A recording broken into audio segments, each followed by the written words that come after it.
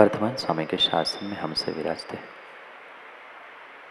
और उनकी ये पावन पीयूष देशना हम सभी के लिए परम उपकारी। अनादिकाल से हमारी इस आत्मा में जो जन्म, जरा और मृत्यु रूपी रोग लगे, उन रोगों का उपशमन करने वाली कोई परम औषधि है तो वह एकमात्र यह जिनवाणी है। भव्यात्मा, ये चतुर्गति से भरा हुआ संसार, जहाँ मात्र नारकियों को ही दुख नहीं है, अपितु चारों गतियों में किसी न किसी प्रकार का दुख जीव अवश्य ही भोग रहा है। और जैसे आचार्यों ने कहा है कि संसार का दूसरा पर्यायवाची नाम ही दुख है, और दुख को ही आचार्यों ने संसार कहा है। अंतर इतना है कि नरकों में तीव्रतम दुख है, पशु गति में उससे कम, मनुष्य देवों में उससे कम, पर ये पक्का है कि चारों गतियों में दुख के अलावा अन्य कुछ नहीं है। और ये कहने की आवश्यकता नहीं है, ये कहने की आवश्यकता नहीं है कि संसार में कितना दुख है और कितने दुखी प्राणी हैं, क्योंकि हम उन चारों गतियों को कई बार प्राप्त कर चुके। इस बात की ज्ञानियों मत खुशियाँ मना लेना कि आज हम मनुष्य हैं, सुख के बहुत सारे साधन हमारे पास है, इतने में खुशियाँ मत मनाना। कभी अपने अतीत, कभी अपने भूत को भी निहारने का प्रयास करना, जहाँ नरक गति में, तिर्यंस गति में, देव गति में भी और इवन मनुष्य गति में भी कितने और कितने सारे दुख हमने भोगे। और माँ भूत की छोड़ दो, क्या वर्तमान में दुख नहीं है? सुख के साधन तो सबके पास है, सबके पास सुख के साधन है, पर सुख के साधन होने के बावजूद भी कहीं न कहीं हर व्यक्ति दुखी है, परेशान है, त्रस्त है, कष्ट और दुखों से सना हुआ है, क्योंकि आज तक उसको सही मार्ग, सही उपदेश प्राप्त नहीं हो। ये तो सत्य है कि प्रत्येक जीव जो यहाँ बैठा है, मनुष्य बनकर भी बैठा है, जैन कुल सच्चे देवशास्त्र गुरु को प्राप्त कर कर भी बैठा है, पर ये पक्का है अनादि से उसने अत्यंत दुखों को भोगा है, अत्यंत दुखों को भोगा है। शायद छैडाला के माध्यम से आपने सुना भी होगा कि नरकों में कितने और कितने दुख हमने भोगे हैं। जो शिविर में बैठे थे, शिविर के माध्यम से जागे जी उस स्क्रीन के माध्यम से भी देखा किस कदर एक नारकी दूसरे नारकी को दुख देता है। एक क्षण, एक समय भी नरक में ऐसा नहीं बीतता है जहाँ वह नारकी किसी प्रकार से दूसरे नारकी को दुख देने के लिए नहीं पहुंचता। गलती दुख देने वाले नारकी की नहीं थी, गलती कष्ट देने वाले इंसान की नहीं है, गलती परेशान करने वाले उन इंसान की नहीं है।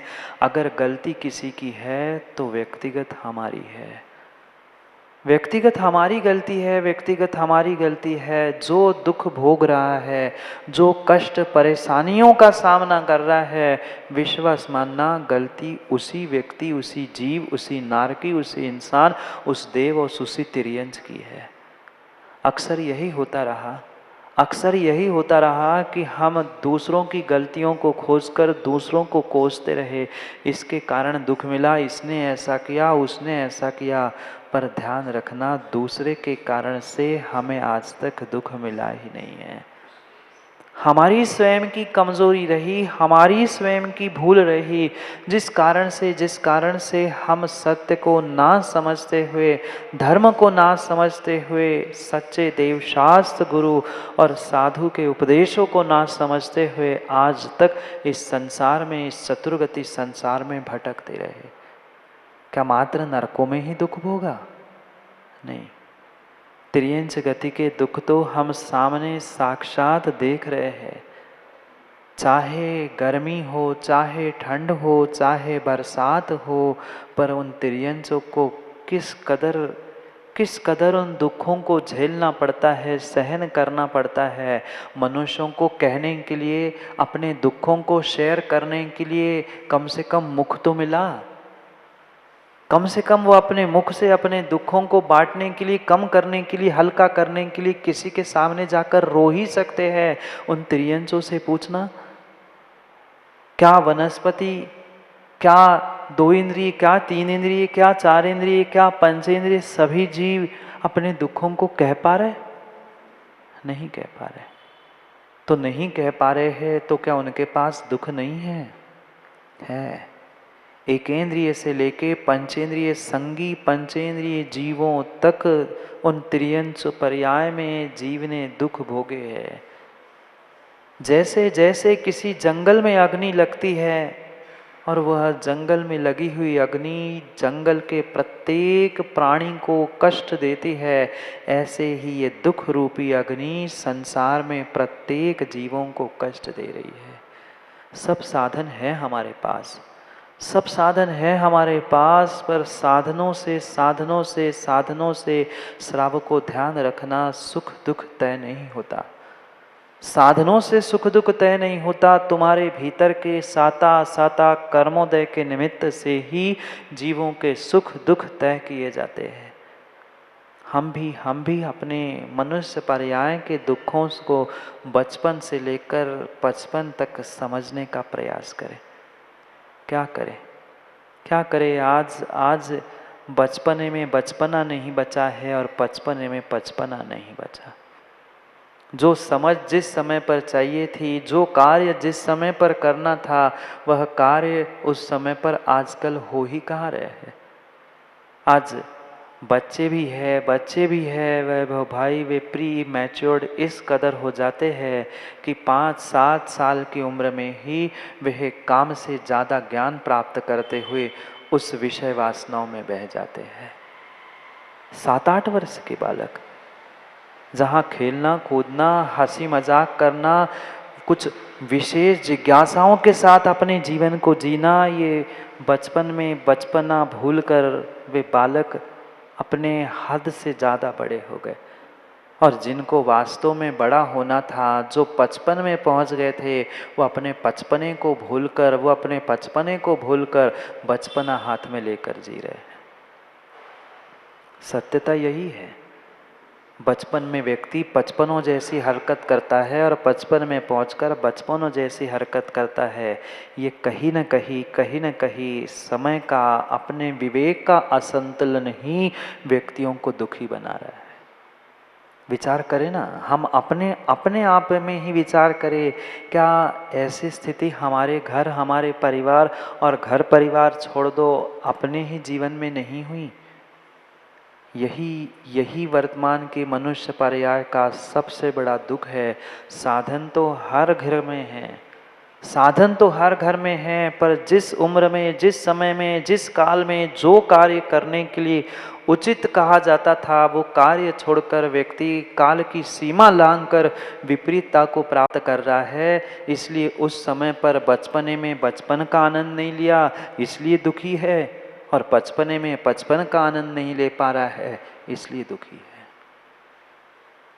अंतर इतना है, समय बदलते हुए दुख की परिभाषाएं बदल गई है, दुख के स्थान बदल चुके हैं, पर दुख सबको है ही। और देवों के दुखों को तो कहना ही क्या, कहने के लिए तो देवों के सुख दिखते हैं, पर इंद्रिय सुख मात्र सुख नहीं होता। सबसे अधिक मानसिक दुख किसी गति में है तो उसका नाम है देव गति। इंद्रिय सुख है, शारीरिक सुख है, जब चाहे कंठ से अमृत झर जाता है। खाना बनाना माँ दुख है ना? बोलो ना, नहीं है? परेशानी नहीं है? महीनों महीनों बरसों बरसों खाना बनाते बनाते एक आध बार तो लगता ही है कि कब तक ही खाना बनाएंगे, खिलाते रहेंगे। भले ही बनाना पड़ता है, बनाते हैं, पर मन में तो आता ही आता है, मन में तो आता ही आता है कि अरे कब तक भोजन बनाते रहेंगे, कब तक खिलाते रहेंगे। स्वर्गों में ना बनाना है, ना खिलाना है, ना खाना है, पर फिर भी वे दुखी है। फिर भी वे दुखी है, क्योंकि चारों गतियां संसार की मात्र और मात्र और मात्र दुख के अलावा आज किसी का अनुभवन कर ही नहीं रहे।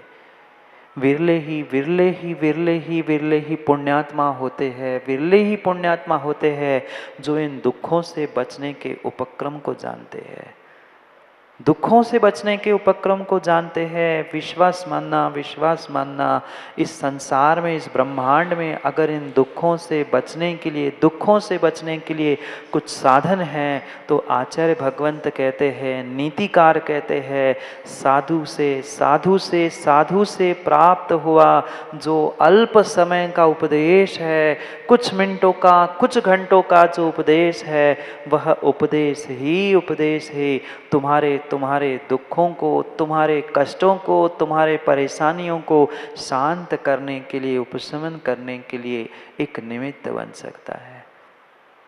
1 घंटा गिरीश भाई यहाँ बैठते हो, कुछ अच्छा नहीं लगता? माताओं, क्या घर में काम धाम नहीं है सो यहाँ बैठे हो? कि घर से आपको भगा दिया इसलिए यहाँ बैठे? सब कुछ सबके पास है, सबके पास इतना काम है कि सुबह 6 बजे से लेकर रात में 12 बजे तक भी संजीव भाई कार्य करो तो फुर्सत ना मिले। पर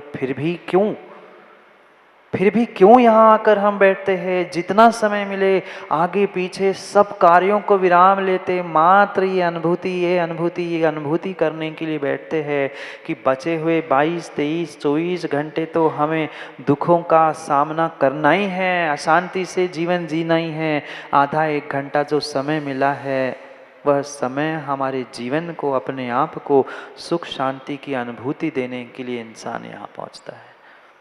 और वास्तव में जो श्रद्धा से पहुंचता है, सो श्रद्धा से पहुंचता है। जो श्रद्धा से गुरु चरणों में गुरु के उपदेशों को ग्रहण करने के लिए पहुंचता है, वह उसका 1 घंटा, 1 दिन, 1 महीना नहीं, 1 वर्ष नहीं, उसका ये जीवन तो पक्का मानना बदल कर रहेगा ही रहेगा। पर आवश्यकता गुरु से प्राप्त उपदेश को मात्र सुनने भर की नहीं है, उसे ग्रहण भी करने की है। मैं तो कहता हूँ सुन भर लो, ग्रहण कर पाओ नहीं कर पाओ, जब समय आएगा, जब काल लब्धि आएगी, जब पुण्योदय में आएगा, तब कभी ग्रहण करने की भी भाव होंगे। पर ग्रहण कर पाओ नहीं कर पाओ, पर माँ सुनने का प्रयास करो, सुनाने का प्रयास करो, तो विश्वास मानना एक दिन कभी ग्रहण करने की भी भाव अवश्य होंगे। पर पहले हम सुने तो जितने दुखी जीव है, उन सभी जीवों के लिए एकमात्र सुख का साधन है साधु का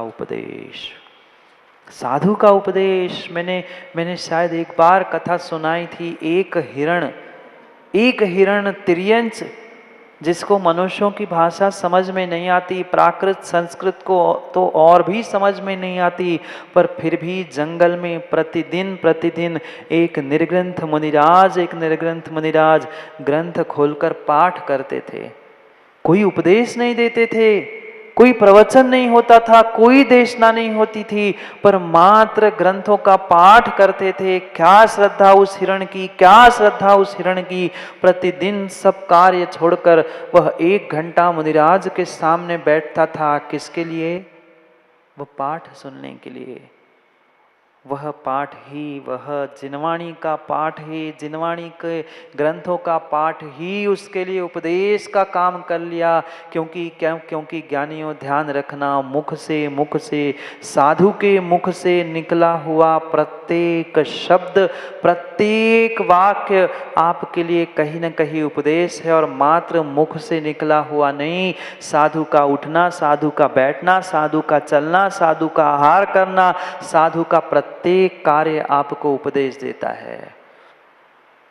कानों के उपदेश तो कई जीवों ने सुन लिए। कानों के उपदेश सुनने वाले उस हिरण ने अगली पर्याय में मनुष्य बनकर, मुनिराज बनकर उसी पर्याय में मोक्ष भी प्राप्त कर लिया। धन्य है हिरण, धन्य है वह हिरण की श्रद्धा कि मात्र साधु का वह उपदेश सुन के अगली पर्याय में बाली मुनिराज बन के मोक्ष प्राप्त कर लिया।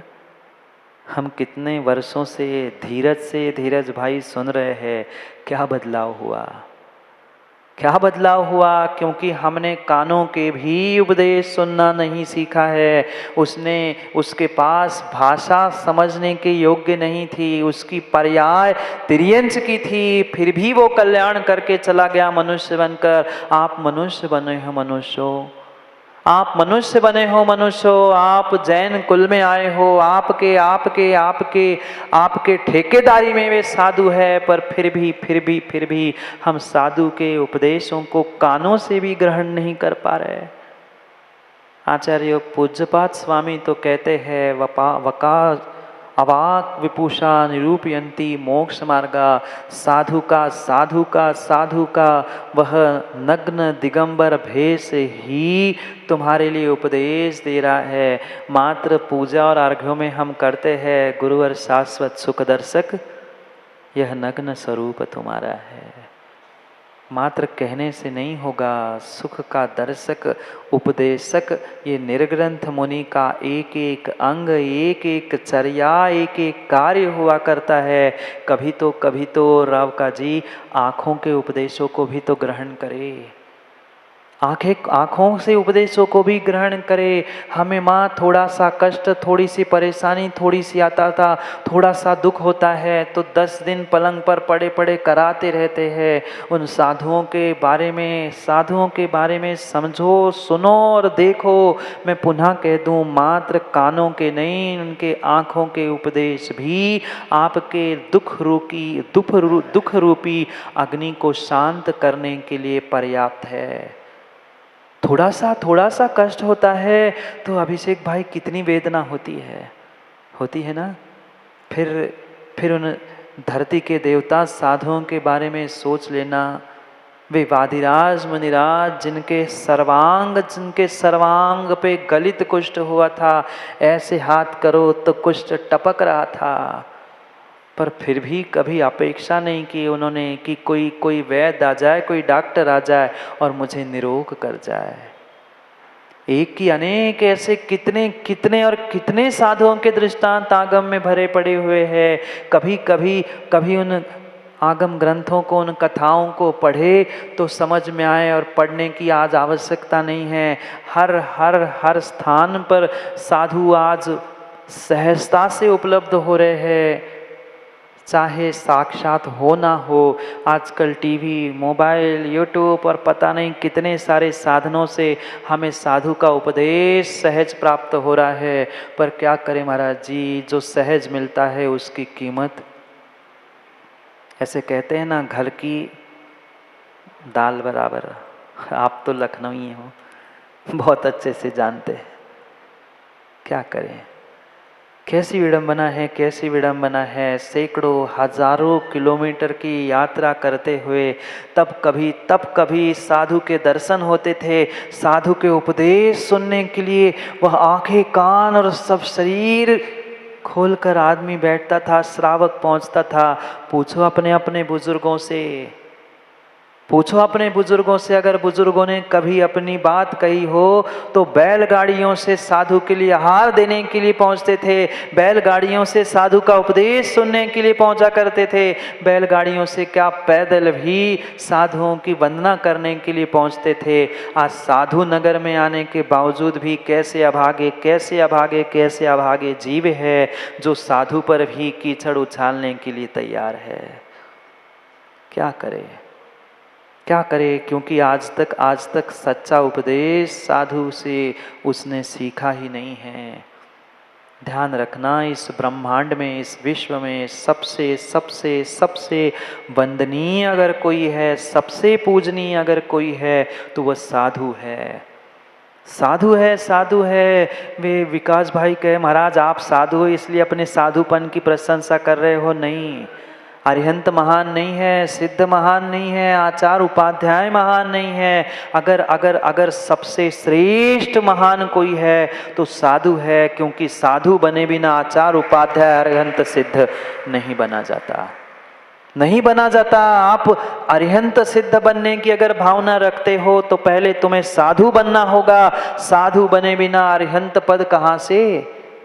पहले 7वां गुणस्थान, 6वां गुणस्थान और 6ठे 7वें के बाद फिर 13वां 14वां गुणस्थान प्राप्त करके अरिहंत पद मिलता है। अरिहंत भी एक प्रकार के साधु है।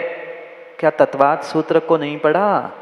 तत्वाद सूत्र में भी जो निर्ग्रंथ स्नातक आदि करते हुए निर्ग्रंथों के भेद, साधु के भेद कहे ना, स्नातक नाम का भी वह निर्ग्रंथ साधु का ही भेद है। हाँ, कुछ गुणों से विशेषता अधिक है, इसलिए उनको उपकारी होने से अरिहंत प्रभु को पहले रखा। 8 कर्मों को जीतने से वे ही साधु सिद्ध बने, इसलिए नमोकार में दूसरे स्थान पर रखा। 36 मूल गुण हैं, 25 मूल गुण हैं, विशेषता है, इसलिए आचार उपाध्याय पद रखा। पर ध्यान रखना, ये पद है साधु। साधु साधु ही संसार में सबसे बड़ा वंदनीय स्थान है, क्योंकि साधु के 28 मूल गुण नहीं हैं। साधु के 28 मूल गुण नहीं हैं। साधु के मन वचन काय की शुद्धि नहीं है, तो अरिहंत सिद्ध आचार उपाध्याय ये चारों पद प्राप्त होने वाले नहीं हैं, किंचित भी होने वाले नहीं है। क्योंकि आचार्यों के 36 गुण हो, उपाध्याय के 25 मूल गुण हो, ये सभी 28 मूल गुण साधुओं के होते हैं, तभी फिर वे उत्तर गुणों के रूप में प्राप्त होकर उनके मूल गुण बनते हैं। जो 46 गुण भी अरिहंतों के कहे जाते हैं वो 13वें 14वें गुण स्थान में प्रकट होते हैं। पर वहां तक पहुंचने के लिए और वहां तक पहुंचने के लिए नहीं, वहां पहुंचने के बाद भी क्या वो अहिंसा महाव्रत छोड़ देंगे? नहीं।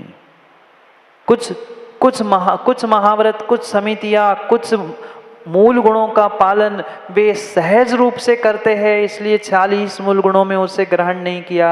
पर साधु के मूल गुण के अभाव में अरिहंत सिद्ध आचार उपाध्याय पद प्राप्त नहीं होते। आज का इंसान और पंचम काल का इंसान उस पत्थर के अरिहंत भगवान को और सिद्धालय में विराजमान सिद्धों को और विदेह में रहने वाले आचार उपाध्याय साधुओं को तो नमन करने के लिए दौड़ रहा है। वो जो धरती के देवता अरिहंत की प्रतिमूर्ति भावी सिद्ध जो साक्षात साधु तुम्हारे नगर में है, तुम्हारे सामने है, उनकी कितनी वंदना कर पा रहा है, कितना उसे वंदनीय मान पा रहा है। ये श्रावक को ध्यान रखना। आज आप साधु की वंदना नहीं कर पा रहे हो, विश्वास मानना आने वाली पर्याय में कभी आप साधु अरिहंत सिद्ध हो नहीं पाओगे। और सिद्ध नहीं बनोगे तो संसार के दुखों से छुटकारा होने वाला नहीं है। जानते हो पर मानते हो? अब बोलो ना हाँ। नहीं मानते, जानते तो सब है, पर समस्या हमारे साथ यही है कि हम मानते नहीं हैं। कभी इसकी कमी निकाल दी, कभी उसको निकाल दिया, कभी ये कभी वो, यही करते करते करते करते हमारा पूरा जीवन, हमारी पूरी पर्याय हमने बर्बाद करके रख दी। एकमात्र श्रेष्ठ पद है, एकमात्र श्रेष्ठ पद है। इसलिए नहीं है कि वे अरिहंत सिद्धों से, आचार उपाध्याय से बड़े हैं, पर जब भी शुरुआत होगी इन पदों की तो साधु से ही होती है। जैसे मंदिर में प्रवेश करने से पहले कभी आपने दहली को निश्चय किया? क्यों? वह दहली भी पूज्य हो जाती है। और दहरी नहीं, बेटे के सम्मान के पहले माता पिता का सम्मान, माता पिता का नाम लिया जाता है। तीर्थंकर बालक के पहले उसके माँ, उसके पिता का सम्मान, उसकी पूजा सौधर्मेंद्र करने के लिए आता है, क्योंकि इस माँ ने, इस पिता ने तीर्थंकर बालक को जन्म दिया। ऐसे ही आचार उपाध्याय, वह अरिहंत सिद्ध इन पदों को जन्म देने वाला कोई माता पिता स्थान तुल्य पूज्य है तो वह साधु पद है। मैं किसी एक साधु की बात नहीं कर रहा हूं। साधु पद जो विश्व वंदनीय होना चाहिए, वो मात्र आपके आज के समाज के अंतरंग भीतर राग द्वेष के कारण वह जगत पूज्य नहीं हो पा जा रहा है। विश्वास मानो ब्रह्मांड का जगत पूज्य पद है वह साधु परमेष्ठी। अन्य समाज वाले तो संजय भाई लोट कर उस साधु को, गुरु को नमस्कार करते हैं। वे तो ऐसा आश्चर्य मानते हैं। हम तो पूरे देश की यात्रा करके आए और शायद एक आध बार बता भी दिया होगा। वे जिनको जैन धर्म क्या है पता नहीं है, जैन गुरु क्या होते पता नहीं है, पर चंद मिनटों में उन्होंने देख लिया साधु को विहार करते हुए, और वो रास्ते में ही साधु के चरणों में लौट गए। और आज के जैन साहब गाड़ी से उतरकर हाथ जोड़ने की भी श्रद्धा नहीं रखते, वहीं से हॉर्न बजा के कहते सैल्यूट महाराज, नमोस्तु महाराज। क्या स्थिति है, क्या स्थिति है। वह एक मिथ्यात कुल में जन्मने वाला, वह भद्र मिथ्या दृष्टि, अभी सम्यक दृष्टि बना नहीं है, उसका कुल भी सम्यक नहीं है, पर फिर भी मिथ्यात में जन्मा हुआ। वह भद्र मिथ्यात के कारण, कुछ पुण्य के कारण, उसकी भावों की विशुद्धि के कारण, सोच लो समझ लो, वो तो हाथ जोड़ रहा है। और धिक्कार है वे अभागों पर, धिक्कार है उन अभागों पर। तुम्हारे जैन कुल में जन्मने के बाद भी तुम्हें साधुओं की कीमत नहीं है, तुम्हें गुरुओं की कीमत नहीं है। सत्य घटना बताऊं, ठंड का समय था माताओं, जो सुबह नाली साफ करने वाले होते हैं, जानते आप लोगों ने देखा कभी? सुबह नाली साफ करने वाले होते हैं दो महिलाएं। वह एक चिरगांव में हमारी वाचना चल रही थी, यही चिरगांव झांसी के पास है। अच्छी कड़ाके की ठंड थी, दिसंबर का महीना था और सुबह शुद्धि के लिए हम दोनों मुनिराज बाहर गए थे। रोज झाड़ू लगाते हुए वो कहीं ना कहीं देखती होगी, रोड साफ करते हुए, नाली साफ करते हुए। एक दिन उससे रहा नहीं गया, वो दोनों बिल्कुल रोज रोड के उस तरफ इस तरफ कहीं थे, उस दिन बिल्कुल ऐसे पास में थे और हम वहाँ से जा रहे थे। वो एक महिला दूसरे महिला से कहती है कि देखो देखो देखो देखो, ये जैनियों के भगवान जा रहे हैं, एक चंद्र प्रभु एक पारसनाथ है। उनको कुछ नहीं पता कि पारसनाथ चंद्र प्रभु क्या होते हैं, जैनियों के भगवान, जैनियों के गुरु क्या पता है। वहां दो मंदिर है, एक चंद्र प्रभु एक पारसनाथ। चिरगांव में दो मंदिर है, वहां कभी पढ़ा होगा बाहर लिखा हुआ है चंद्र प्रभु भगवान, ये पारसनाथ भगवान। उनको इतना ही पता है ये एक पारसनाथ है, एक चंद्र प्रभु है। उसको तो गुरु में भगवान दिख रहे हैं, उसको तो झाड़ू लेकर वो नाली साफ कर रही, रोड साफ कर रही है, पर उन दोनों महिलाओं को लगा कि देखो भगवान के जैसे जा रहे, ऐसी ठंड पड़ रही है, हम तो कपड़े ओढ़ कर भी सिसुड़ रहे हैं, पर ये देखो कैसे कैसे धरती के देवता निर्ग्रंथ बनकर खुले बदन जा रहे हैं। यही तो पंचम काल के भगवान है, एक चंद्र प्रभु और एक पारसनाथ है। न उसे चंद्र प्रभु पता न पारसनाथ पता, पर मात्र उसने हाथ जोड़ लिए, इतने भाव कर लिए, इतनी प्रशंसा कर ली, उसने तो कर्मों की निर्जरा तत्क्षण में कर ली। क्या सुने उसने उपदेश? क्या सुने उसने कानों ने उपदेश? उसके कानों से कोई उपदेश उसने नहीं सुने, पर उसने अपनी आंखों से उपदेश ग्रहण कर लिए। ये होते हैं सच्चे साधु, ये होते हैं सच्चे भगवान, ये होते हैं धरती के देवता। और हम कहाँ राग द्वेष में पड़े हैं, कहाँ राग द्वेष में पड़े हैं, कहाँ राग द्वेष में पड़े हैं। ज्ञानियों ध्यान रखो, ज्ञानियों ध्यान रखो। अगर अपना सम्मान चाहते हो, अपना सम्मान चाहते हो, तो दूसरे के साथ भी सम्मान से बर्ताव करने की अपेक्षा रखनी होगी।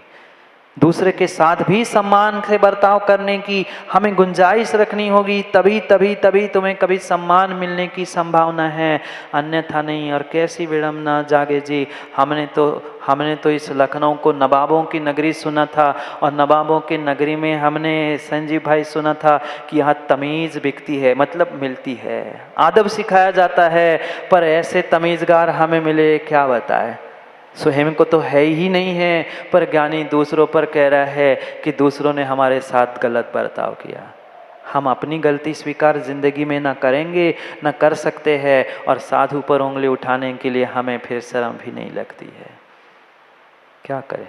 हमने सुना था देखने पर देखने के लिए तो अजब ही स्थिति मिली है। उल्टा चोर कोतवाल को डांटे, यह कहावत सुनी थी, अब यहाँ चरितार्थ होते हुए दिख रही है। क्या करें? उल्टा चोर कोतवाल को हम तो सुनते ही थे, पहले स्वयं ही बदतमीजी करो और फिर कहो महाराज ने ऐसा किया। क्या करें, क्या करे, क्या करे? अभी साधु क्या होता है, साधु के उपकार क्या होते हैं, साधु की मित्रता क्या होती है, साधु क्यों, कहाँ, क्या, किस लिए कह रहा है, ये समझने का शायद श्रावक ने प्रयास किया ही नहीं। और प्रयास करता ही क्यों, क्योंकि जो अहंकार से भर के आता है, जो अपने आप को बहुत बड़ा मान कर आता है, वह कभी बड़े से बड़े साधु, क्या बड़े के बड़े भगवान के सामने भी झुक नहीं सकता। मारीची का क्या हुआ? मारीची भी तो यही सोच रहा था, मैं जब भगवान हूं तो इन भगवान के सामने क्यों झुकूं। समोशरण छोड़ के चला गया और फिर महावीर भगवान बनकर कल्याण कर गया, वो बात अलग है। पर 363 मत इनको कुछ नहीं आता। सोच कर बेचारा विवश होकर अपने समय को भी बर्बाद कर बैठा। अगर कुछ प्राप्त करना है तो ध्यान रखना, हमें पहले जीवन में विनय सीखनी होगी। जो हमारे लिए पूजनीय वंदनीय है, ऐसे पूजनीय वंदनीय साधु की अगर कीमत आज नहीं है, तो आप जो चाहे पुरुषार्थ कर लो, जो चाहे दिखावा कर लो, वह आपका दिखावा ही हो सकता है, आपकी विनय हो ही नहीं सकती। क्या करें? पर समय बीतने पर सब समझ में आता है। समय की बात अगर समझ में आ जाए तो जीवन क्या कुछ ना हो जाए। आज काम कुमार नंदी आचार्य महाराज हमें यही समझा रहे हैं, इस ब्रह्मांड में, इस विश्व में अगर कोई सबसे बड़ा वंदनीय पद है, कोई सबसे बड़ा वंदनीय अगर स्थान है, तो उसका नाम साधु है। और वही साधु का उपदेश इस संसार के दुखों का उपशमन करने के लिए निमित्त बन सकता है। पर साधु के उपदेश को ही अगर कोई दुख का साधन मान ले, दुख का निमित्त मान ले, तो उससे बड़ा अभागा इस संसार में और कोई हो ही नहीं सकता। क्योंकि विरला ही पुण्यात्मा साधु के उपदेश को आंखों से, कानों से समझ सकता है कि साधु क्यों, कहा, कैसा उपदेश दे रहा है। कल भी तो कहा था, कल शायद संजय जी आप नहीं थे, कल काम कुमार नंदी महाराज ने कहा था वो पशु श्रेष्ठ है। मैंने नहीं कहा था, मैं नहीं कहता। जो लिखा था कल आपने सबने पढ़ा ना, वैभव भाई पढ़ा ना, वह पशु श्रेष्ठ है, वह पशु श्रेष्ठ है उस अभागे इंसान से जो साधु के आने पर गदगद नहीं हो पा रहा है, साधु को साधु स्वीकार नहीं कर पा रहा है, वह पशु से भी गया बीता है। ऐसा कल काम कुमार नंदी महाराज ने कहा था। आज कारण बता रहे हैं ऐसा क्यों कहा था। क्यों साधु की इतनी महानता है, क्यों साधु को इतना पूजनीय, इतना वंदनीय कहा है, क्यों जगत पूज्य अरिहंत सिद्ध आचार उपाध्याय से भी साधु को महान कहा गया है, ये आज गाथा के माध्यम से, श्लोक के माध्यम से समझा रहे हैं। क्योंकि यूं तो वंदन करने के लिए, अभिवादन करने के लिए संसार के बहुत सारे जीव होते थे, होते हैं, हो सकते हैं, पर उन सब में अगर श्रेष्ठ वंदना करने योग्य कोई है, जिसकी मात्र वंदना से ज्ञानियों तुम्हारी असंख्यात कर्मों की निर्जरा होती है, वो आशीर्वाद दे अथवा ना दे, चाहे साधु हो चाहे कोई गुरु हो, आपके लिए माँ वो हाथ उठा के आशीर्वाद दे अथवा ना दे, पर आपने प्रत्यक्ष परोक्ष रूप से श्रद्धा पूर्वक अगर उनको वंदना की है, उनको नमस्कार किया है, तो विश्वास मानना आपके कर्मों की निर्जरा तत्क्षण में हो चुकी है। पर आवश्यकता भीतर के श्रद्धा समर्पण की है, और श्रद्धा समर्पण नहीं है तो कुछ काम होने वाला नहीं है। जो दुख अनंत संसार में अनादिकाल से हम भोगते आए हैं, उस संसार के दुखों का अगर कहीं अंत होने वाला है तो गुरु के उपदेश से ही उसका उपशमन होने वाला है, अन्य किसी प्रकार से नहीं। क्यों? क्योंकि वे ही संसार में सबसे शुद्ध मनुष्य है, वे ही संसार के सबसे बड़े शुद्ध मनुष्य है, जिनका मन, जिनका वचन और जिनका तन, जिनकी क्रिया, जिनका चारित्र सब कुछ शुद्ध है। वह शुद्ध, किसी को अशुद्ध लगे वो उसका विषय है, पर उनका अभिप्राय नियम से शुद्ध ही हुआ करता है। पर जो नहीं समझ पाता वह उनको भी नहीं समझ पाता, ना उनके अभिप्राय को ना उनके विशुद्धि को। श्लोक को पढ़ते हैं 62 और 63 नंबर के अगले श्लोकों के माध्यम से उपदेश दे रहे हैं कि क्या उपदेश महान हुआ करता है साधु का, और साधु स्वयं ही कितना महान हुआ करता है। मात्र शब्दों में माँ पढ़ तो लिया होगा ना 12 भावना में, स्वार्थ त्याग की, बोलो ना, स्वार्थ त्याग की कठिन तपस्या बिना खेद जो करते हैं, ऐसे ज्ञानी साधु जगत में दुख समूहों को हरते हैं। पंडित जी ने जो लिखा है ना, ये अपने मन की बात नहीं लिखी है, ये यहाँ यही लिखा है, जो लिखा है वही उन्होंने पद्यानुवाद किया है। जो दुख समूह को हरते हैं, पर जिनके भीतर श्रद्धा है, जिनके भीतर समर्पण है, जो अपने अहंकार को छोड़कर आता है, उनके ही दुख समूह को हर सकता है, दुखों को दूर कर सकता है। दूसरों के दुखों को हरने की शक्ति नहीं है।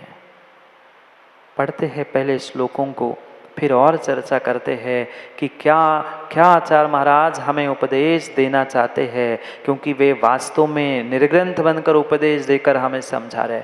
पढ़ते हैं दोनों श्लोकों को, पहले मैं पढ़ता हूँ फिर आप पढ़ना।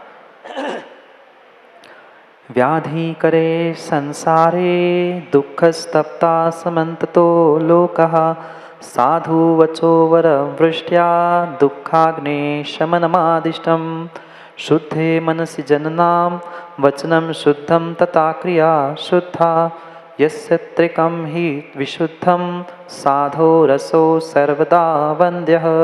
व्याधि करे संसारे, ये संसार कैसा है? व्याधि, कष्ट, दुख, परेशानी, इसके अलावा इस संसार में और कुछ है ही नहीं है। चाहे जिस गति में हम खोज ले, सब गतियों में दुख स्तप्ता समन्ततो लोका, पूरे लोक में, पूरे संसार में जहाँ संसारी जीव है, वहाँ दुःखः स्तप्ता, दुखों से तपाया गया है, दुखों से कष्टों से, व्याधियों से पीड़ित है। हर जीव, चाहे लोक में वह देवगति का हो, चाहे मनुष्य तिर्यंच नारकी क्यों ना हो, वे सभी दुखों से दुखों से जल रहे हैं, झुलस रहे हैं, व्याधि, पीड़ा, कष्ट, कहीं शरीर की, कहीं मानसिक रूप से, कहीं किसी प्रकार से, पर हर जीव को कुछ ना कुछ दुख कष्ट अवश्य है। कोई मुस्कुरा के निकाल लेता है, कोई रो के निकालता है। अंतर इतना है कि असाता वेदनी के निमित्त से सबको कुछ ना कुछ दुख है ही। दुख ही तपता, दुख से तपाया है, दुख अग्नि से वह जल रहा है।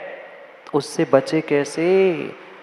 उससे बचे कैसे? उससे बचे कैसे? ज्ञानी साधु वचो वरवृष्टा, साधु के जो वचन है, साधु के जो उपदेश है, साधु के मात्र मुखों से नहीं, उसके शरीर से मिलने वाला तुम्हारा लिए जो उपदेश है, वह उपदेश रूपी वृष्टि। क्या लिखा?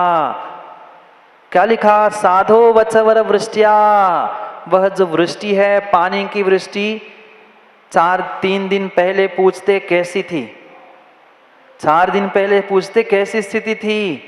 एक दिन पानी गिर गया अजय भाई, वह एक दिन की वृष्टि से कुछ मिनटे में, कुछ घंटों में ही वह मौसम ठंडा हो गया। सब जीव शांति को कुछ मिनट में ही प्राप्त हो गए।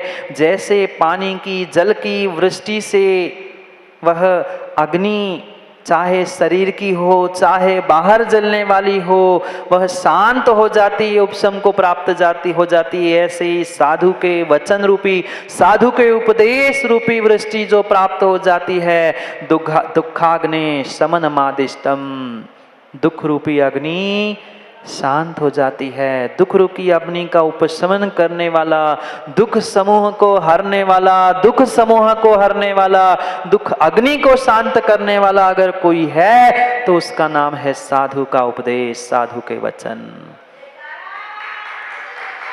पर साधु के उपदेश सुनने की, ग्रहण करने की, प्राप्त करने की शक्ति भी तो चाहिए, पुण्य भी तो चाहिए। शक्ति पुण्य नहीं है तो साधु ने दिया उपदेश, साधु ने बताया हुआ सच्चा मार्ग भी हमें वह दुखदाई लगता है, दुखदाई लगता है। क्या करे? क्यों साधु के उपदेश को इतना महान कहा? क्यों कहा साधु दुख समूह को हरता है? क्योंकि शुद्धे मनसि जननाम, जो मन से शुद्ध है, वचनम शुद्धम, जिसके वचन भी शुद्ध है, ततः क्रिया शुद्धा, उसके उपरांत उसकी क्रिया भी शुद्ध है। यस्य त्रिकम ही विशुद्धम, जिनके तीनों भी शुद्ध है, मन वचन और काय। भले ही टेढ़ों को टेढ़े दिखते हैं, पर ध्यान रखना, मन वचन काय साधु का हमेशा शुद्ध ही हुआ करता है। वह भले ही कोई समझ पाए ना समझे, पर त्रिशुद्धि से साथ ही, आप भी तो शुद्धि बोलते हो माताओं, बोलते ना, मन शुद्धि, वचन शुद्धि और काय की शुद्धि। वहां भी हमें लगता है कि नहीं, हमारा चौका है तो हमें पहले देने मिल जाए, हमारा नंबर है हमें देने मिल जाए। ये शुद्धि नहीं बची, ये शुद्धि नहीं बची। वास्तव में जिन्होंने गुरु के समीप पहुंचकर गुरु की मित्रता और साधु की साधुता जानी है ना, वो ही संजीव भाई पुण्यात्मा जीव जान सकता है कि साधु संसार की सर्वश्रेष्ठ वस्तु क्यों है। हमने अभी तक मात्र पैकिंग देखी है, दूर से ही जाना है। कभी करीब पहुंचकर साधु की आत्मीयता प्राप्त करके जानो भी तो साधु क्या होता है, साधु का उपदेश क्या होता है। पर हम मात्र व्यवहारिकता करते हुए अपनी इच्छाओं की पूर्ति करने के लिए कई बार साधु का प्रयोग करके छोड़ देना तो सीख चुके हैं, पर साधु की आत्मीयता और साधु का विश्वास प्राप्त करना हमने नहीं सीखा। एक बार जीवन में किसी साधु, किसी गुरु की आत्मीयता और विश्वास प्राप्त करके उनके करीब पहुंचकर देख लेना। जो आचार्यों ने लिखा है ना, इस ब्रह्मांड की सर्वश्रेष्ठ वस्तु, सर्ववंदनीय वस्तु अगर कोई है तो वह साधु है। अरिहंत सिद्ध आचार उपाध्याय को जन्म देने वाला कोई है तो ये साधु पद है। साधु बने बिना ऊपर के कोई पद है ही नहीं है। ऊपर के कोई पद है ही नहीं है ही नहीं है। इसलिए हे साधु, हे साधु, हे साधु और हे श्रावकों, मैं साधु से भी कह रहा हूँ और श्रावकों से भी कह रहा हूँ कि तुम्हें त्रिशुद्धि पूर्वक त्रिकम विशुद्धम, तीनों को विशुद्ध करते हुए साधु असो सर्वदा वंद्यम, सर्वदा सर्वदा सर्वदा साधु वंद्य है। कोई नमोस्तु करे अथवा ना करे, कोई उनकी वंदना करे ना करे, पर साधु वंदनीय था, साधु वंदनीय है और साधु वंदनीय रहेगा। ज्ञानियों, सादतगंज और लखनऊ के ज्ञानियों, कान खोलकर सुन लेना। लोगों की बातों में आकर साधु परमेश जी से विश्वास मत खो देना।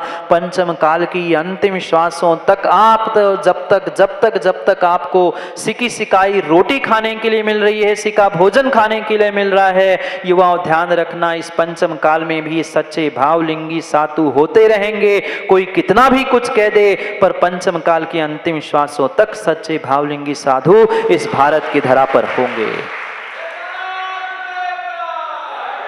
और मैं तो कहता हूँ, कौन भावलिंगी कौन द्रव्यलिंगी, वह उनका चारित्र, उनकी क्रिया, उनका विषय वे जाने। जब एकेंद्रिय पाषाण वह पत्थर की प्रतिमा मिथ्या दृष्टि को हम भगवान मानकर पूज रहे हैं, फिर हम उस चर्या का परिपालन करने वाले कम से कम अरिहंत की मुद्रा ही देखकर हम झुक जाए, वंदना कर ले, तो असंख्यात कर्मों की निर्जरा हमारी वहीं पर हो सकती है। पर ऐसी श्रद्धा, ऐसा समर्पण, ऐसा वात्सल्य, इतना उपगोहन, स्थितिकरण हमारे पास है कहाँ, है कहाँ, है कहाँ। अरे उस श्रेणी की कथा पुनः पुनः याद आती है, समय हो गया है, पर साक्षात गलती करते हुए देखने के बाद भी हाथी से उतरकर पहले चरणों में लौट जाता है श्रेणी और कहता है, भगवान आपकी मुद्रा को शोभा नहीं देता, आप चले, हमारे महल में आपकी सब कार्यों की सिद्धि हो सकती है। ऐसी श्रद्धा है? हम तुरंत इधर की उधर 50 जगह फैला के रख देते हैं कि इनने ऐसा किया, ये धर्मात्मा ऐसा है, ये साधु ऐसा है, वो वैसा है। हम अपने आप को टटोले कि हमारे मन की, हमारे वचनों की, हमारे शरीर की कितनी शुद्धि है, फिर उनकी अशुद्धि को खोजने का प्रयास करें। जाओ, समय की शुद्धि समाप्त होने को है। अब भावों की शुद्धि खत्म हो उससे पहले हम विराम ले, नहीं तो ज़्यादा हो गया तो भावों की अशुद्धि यही बैठे बैठे हो जाए। जाओ, समय हो गया है। साधु वंदनीय था, वंदनीय है, वंदनीय रहेगा। चाहे कोई श्रावक उसे माने, नमस्कार करे, नमोस्तु करे अथवा ना करे, पर साधु अपने आप में पूजनीय वंदनीय था। और साधु का ही उपदेश इस संसार में जो दुखों से जलने वाले जीव है, उन दुखों के जलने वाले जीवों को ठीक करने के लिए, दुखों का उपशमन करने के लिए वो एकमात्र साधन हो सकता है, अन्य नहीं। क्योंकि साधु का उपदेश ही उपदेश होता है। रावका जी का वक्तव्य उपदेश नहीं है, प्रवचन नहीं है। आजकल तो कोई भी प्रवचन करने लगा, किसी का भी उपदेश हो गया, पर क्या करे, ऐसे रायचंद तो बहुत मिलते हैं, पर रायचंदों के उपदेश नहीं होते। वह जिनके पास मन की, वचन की और काय की यानी क्रियाओं की शुद्धि नहीं है, उनका उपदेश नहीं है। वे परवचन हो सकते हैं, पर प्रवचन, देशना, उपदेश तो साधु के ही हुआ करते हैं। वे ही शुद्धि से उपदेश देते हैं, उसे हम ग्रहण करें। समय पर, समय की बात के लिए पुनः समय पे मिलते हैं, क्योंकि समय पे किया गया काम समय को दिलाता है। बोली भगवान महावीर स्वामी की।